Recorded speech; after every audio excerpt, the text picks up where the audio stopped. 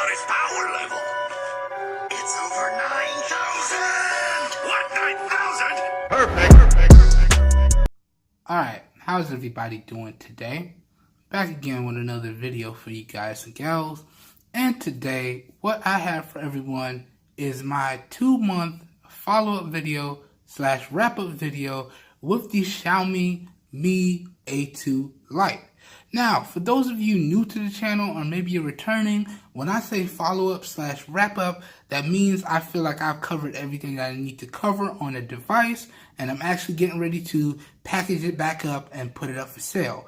But before I do that, I want to go over one last time my overall experiences with the device and if I can still recommend that you guys and gals pick it up after about 2 months of usage. So without further ado, let's jump into this video.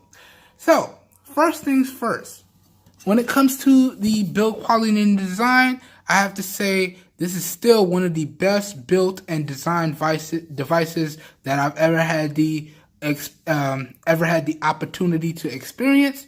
Now, the overall build quality on here is top notch. The device feels very good in the hands, and it has a really nice weight to it. And I really like this design and build because it's a metal and plastic build here with a glass front. So we have a metal mid-frame with a plastic top and bottom for reception purposes, and then we have Gorilla Glass 3 on the front. But it feels very solid in the hands, and my buttons are very tactile and responsive and still remain very clicky. So it's really, really good there. All right.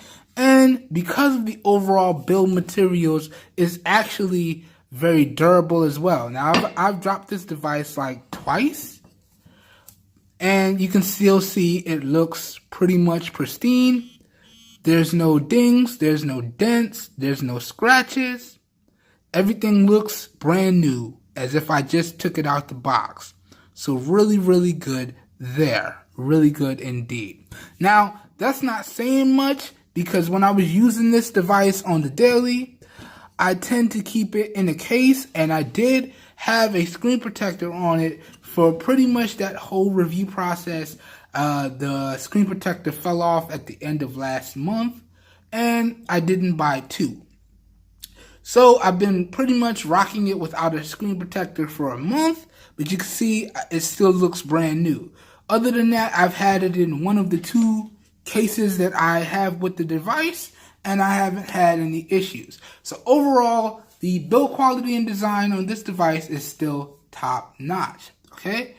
That being said, talking about my overall experience with the device. Now, this device is running stock Android on it, okay? Because this device is part of the Android One program. So there is no custom skin over the top of Android. So you can see it's extremely stock. If I jump into settings here, we have the stock Android settings. So everything is exactly how Google intended it, okay?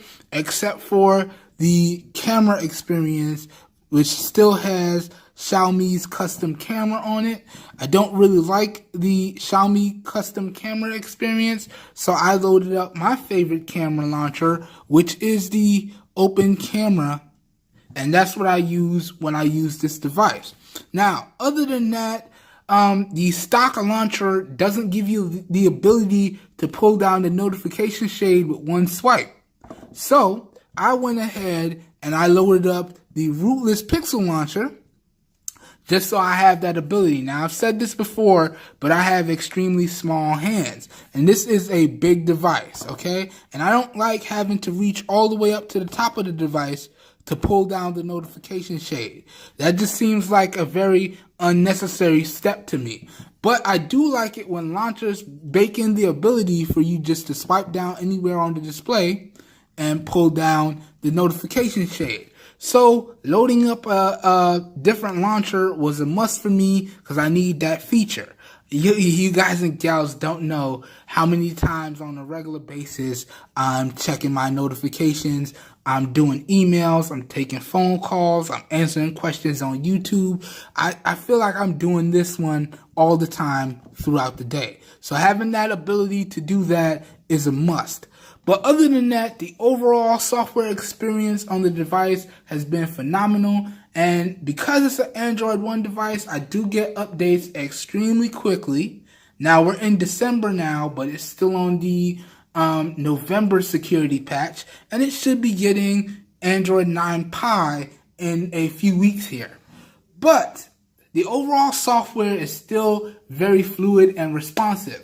That being said, it's an Android device, so it still suffers from the occasional app hiccup, the occasional app slowdown, and the occasional app crash. Okay? All of those things happen when you have a bunch of apps loaded up in the background. Now, it has nothing to do with the device itself. That has more to do with software optimization. So, Google and their Android platform, they still got some more work to do. But that being said, the overall day-to-day software experience after 2 months has been phenomenal. All right? Up next now, let's briefly go over my experience with the cameras. Now, we have a 5 megapixel camera up front, which again is capable of recording up to 1080p at 30 frames per second. We have dual cameras on the rear. This is a 5 megapixel secondary and a 12 megapixel primary, and this camera is actually capable of recording 4K videos at 30 frames per second. But if you use Xiaomi's camera app, they limit it to 1080p 30 frames per second. Now, if you load up a secondary camera app, you'll get the full functionality of the device. Okay, and that's one of the reasons why I like to use Open Camera again, because it gives me the full capabilities of the device. But that being said, are these cameras good? I'd have to say yes. Are they the best cameras I've had the privilege of experiencing on a device? No. You really need adequate light and a steady hand when you're using these cameras. If you have that, you're going to be able to get some really, really phenomenal shots. Now, again, because I feel like I've said this before, if you want to check out some of the samples that I've been able to take with these cameras, be sure to follow me across all these social media platforms. When I'm taking photos and videos, I'm most active on Instagram, okay? So follow me over there if y'all want to see the type of photos that I can get with this camera. If not, please be sure to follow me on Google+, because that is where I do a photo dump for the cameras when everything is said and done and I'm getting ready to do my full review. I will dump out all of my photos into Google+. So please be sure to follow me on Google+ if you want to see the photo samples. Please be sure to follow me on Instagram if you want to see all of my favorite samples that I was able to get with any one particular camera that I'm using to produce content or do videos on at the moment. Alright? But that being said, although these cameras aren't the best, I believe they still are really, really good. But that is one of the reasons why I decided to go ahead and get rid of this device. I'm slowly but surely getting more deep into producing content, whether it be for YouTube or any other platform, Instagram, so on and so forth. And I find that I really, as of this moment, I don't want to use a dedicated camera to produce that content. Now, I may in the future. As of this moment, I'm more than happy to use the cameras on the devices that I have on hand. But that being said, I really feel like I just need a slightly better camera out of this device, okay? It's not bad, but I just want it to be a little bit better. And I feel like Xiaomi really needs to adjust their camera interface and their overall experience. So that's reason number one why I'm letting this device go. But all in all, the cameras on this device are top notch. And again, if you want to see a more in-depth look on the cameras, I will have all of the photo and video samples and the dedicated camera review linked down below in the video description. And again, this is a follow-up, so if you would like to know more, I will have the dedicated full reviews and versus videos of this device between some other devices that I have on the channel linked up down below as well. But the cameras, they're pretty good. Not the best, but pretty good. So, moving on, let's dive into the battery life. Now, this device again has a 4,000 milliamp hour battery, and I gotta say, in terms of my usage, which is super heavy, I have to say that the battery life on this device is really, really good. Again, I went through all of that in the full review, so feel free to check that out down below, linked up down below in the description. But the overall battery life on this device has been really, really good. Now, with my style of usage, which is extremely heavy, I find that I'm still easily able to get through the day.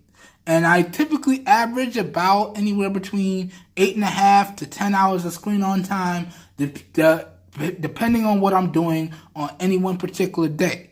Now, if I just go straight savage mode with the device, I can pull down about 13 hours of screen on time and easily make it through the day. So the overall battery life on this device is phenomenal. So really good stuff there. If you're looking for a device with really great battery life, this is an easy recommendation. Now, reason number 2 why I decided to get rid of this device is because it's not globally unlocked. Now, this is a GSM unlocked device. And what does GSM unlock mean? That means it will only work on GSM carriers. So carriers like AT&T, carriers like T-Mobile, and any of their MVNOs, or sub-carriers. So like Metro, Cricket, so on and so forth. Any GSM carrier this device will work on. Now, that's not bad, but I'm more of a fan of globally unlocked devices.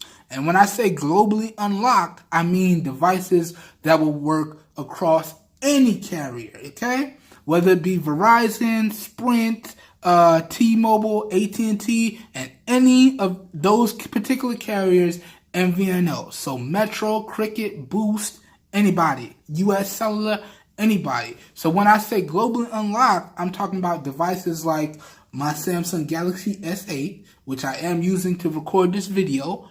The one that I picked up here is the globally unlocked variant, so the 950U variant, okay? And this one, I can actually put any SIM card in this device and it will work. I drop the SIM card in, it restarts the device, it configures the APNs automatically, and when it reboots, it's good to go. Or devices like the Essential phone. Again, you drop your SIM card in, it pulls down the APNs, and you're good to go. Or for the rare instances where it doesn't pull down the APNs, a quick and concise Google search for the APNs, plug in the APNs, and you're good to go.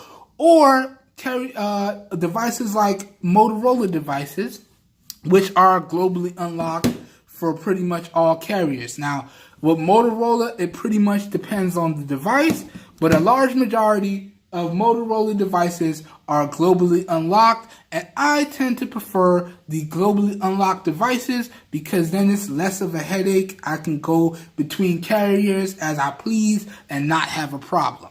So that was reason number 2 why I decided to go ahead and get rid of the A2 Lite here. So I will be putting this up for sale across all of my social media platforms, so Facebook, so on and so forth. I might even make a Craigslist post.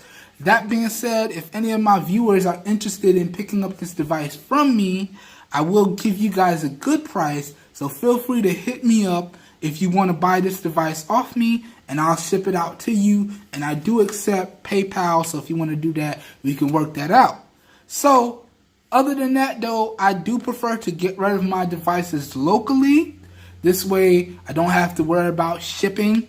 I just meet up, we make sure everything's gravy. I get the bread, they get the device, everybody on their way, so on and so forth.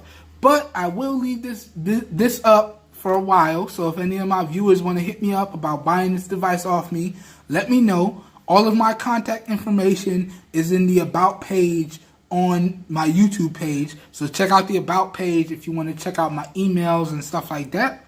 And please, only hit me up if you're serious about this. I use that email for business purposes, so serious inquiries only, okay? But yeah, other than that, other than those factors there, I wish it had a slightly better camera, and I wish it was globally unlocked. I'd have to say the Xiaomi Mi A2 here, Mi A2 Lite here, is an extremely good device. And can I still recommend the device? If you're looking for a device that's not going to break the bank and offer a relatively good user experience and a stock experience so you can customize it pretty much from the ground up. That's what Android is about after all, being able to pretty much customize your device to your heart's content. Then I could easily recommend you pick up the A2 Lite here. Again, as I said in my full review, I believe I picked this one up for about $200 to $205, and this particular variant of the A2 Lite is the 4 gigs of RAM and 64 gigs of onboard storage variant. This one has micro SD card expansion and dual SIMs. And again, this one does give you the ability to make the micro SD card dedicated internal storage. So you can combine the storage of the device and the micro SD card so you can have one big storage for your device. Okay? Now, there are other variants of this device. There is a 3 gig of RAM, 32 gigs of onboard storage variant that comes in at a little cheaper. I think it runs at about $160, okay, to $180. This particular device here runs anywhere from $180 to $250 at the most, okay? And there is the newer A2, okay? And the A2, it has a bigger screen, but you lose some features. You don't have the headphone jack, and you don't have the micro SD card expansion. I believe you still have the dual SIMs, but you lose the separate dedicated micro SD card expansion. But you do get rid of the notch. So on the A2, you have a almost completely bezel-less display. You still have some bezel, but you don't have a notch, okay? But you lose the micro SD card expansion, and you get a smaller battery. You get bumped down from 4,000 milliamp hours, which is what we have on the A2 Lite, to I think it's 3,310 or 3,010 milliamp hours. So you do have some downgrades there, and you're stuck with the storage that comes on board the device. And in particular with the A2, you're still running stock Android because it is also part of the Android One program, but you have a 332 variant, you have a 432 variant, you have a 464 variant, and you have a 6128 variant. But I would recommend you go for the highest storage variant possible if you're looking at the A2, because again, you don't have micro SD card expansion, which is just a head scratcher. I don't know why Xiaomi would get rid of the micro SD card expansion on their device, but it is what it is. But supposedly, when you go with the A2, you are getting a better processor on the inside. Supposedly, I say that with question marks because I haven't had the opportunity to experience that for myself. So this is just stuff that I read and stuff that I've heard from friends and family. You do also have better cameras on the A2, supposedly. Again, I gotta throw up them question marks because I like to only talk about what I've experienced. So because I've only read it and been told about it, I haven't really had the opportunity to experience it. I have to say that with question marks, okay? So yeah, and that one will run you anywhere from about $280, depending on configuration, all the way up to $350 for the max configuration now. All right? I'll have links for that down below in the video description as well. So, again, as we wrap this video up, I don't want to make it much longer. This was my 2-month follow-up video / wrap-up video with the Xiaomi Mi A2 Lite. If you guys and gals enjoyed the video, please feel free to help your boy out and give the video a thumbs up. That really does help me out. You don't know how much. If you want to see more content like this, please feel free to hit that subscribe button down below and click off the notification bell icon right next to it so you guys and gals get notified when I post new videos.